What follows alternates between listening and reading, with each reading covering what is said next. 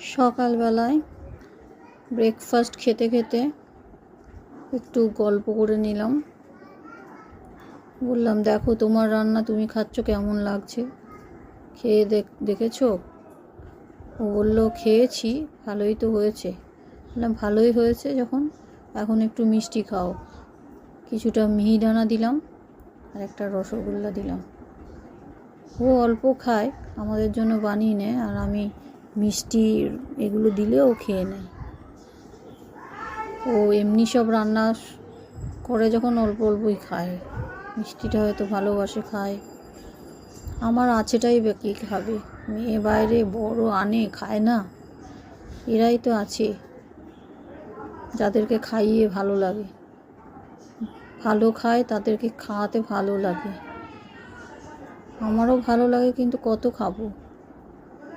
ওদেরকে দিলে ওরা ভালোবেসে খায়, ওদের দেখেও শান্তি লাগে যে দিলাম, খেলো, বৌদিকে একটু ভালোবাসবে।